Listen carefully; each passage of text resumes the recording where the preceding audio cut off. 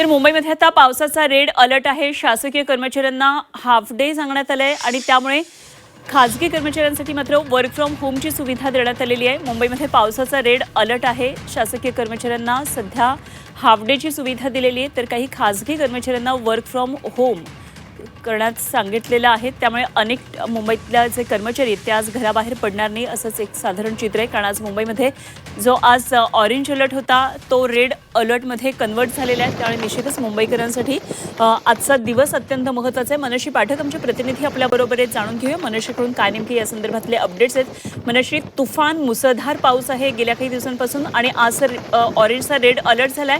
शासकीय कर्मचाऱ्यांना half day declare केलाय, खासगी कर्मचाऱ्यांना वर्क फ्रॉम होमची सुविधा आहे। काय नेमके या संदर्भातले आणखी अपडेट आहेत? खरं तर सध्या पावसाळी अधिवेशन सुरू आहे राज्याचं आणि अशा स्थितीत जो रेड अलर्ट मुंबई शहराला देण्यात आलेला आहे, इतकंच नाही तर रायगड आणि ठाण्यात सुद्धा रेड अलर्ट आहे।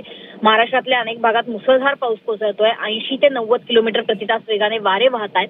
त्यामुळे खासगी कर्मचाऱ्यांना वर्क फ्रॉम होम दिलं जावं असे आदेश देण्यात आलेले आहेत। सोबतच जे शासकीय आणि निमशासकीय कर्मचारी आहेत त्यांना सुद्धा हाफ डे म्हणजेच दुपारनंतर अर्धा दिवसाची सुट्टीही जाहीर करण्यात आलेली आहे। हा आदेश किंवा या सूचना देण्यात आलेल्या आहेत त्या आपत्ती व्यवस्थापन प्राधिकरणाकडून। त्याच्यामुळे राज्य सरकारकडूनच या सूचना देण्यात आलेल्या आहेत। त्याच्यामुळे पावसाळी अधिवेशन आज दुपारनंतर पुढे चालू राहील की नाही याबाबत जरी अजून स्पष्टता नसली तरी सुद्धा जे आपत्कालीन किंवा अत्यावश्यक सेवा वगळून जे शासकीय आणि निमशासकीय कर्मचारी आहेत त्यांना मात्र दुपारनंतर अर्धा दिवसाची सुट्टी ही जाहीर करण्यात आली आहे। सोबतच सगळ्या खासगी कार्यालयांना सुद्धा आवाहन करण्यात आलेलं आहे की खासगी कार्यालयातल्या कर्मचाऱ्यांना वर्क फ्रॉम होम देण्यात यावं, त्यांना ऑफिसमध्ये बोलावण्यात येऊ नये।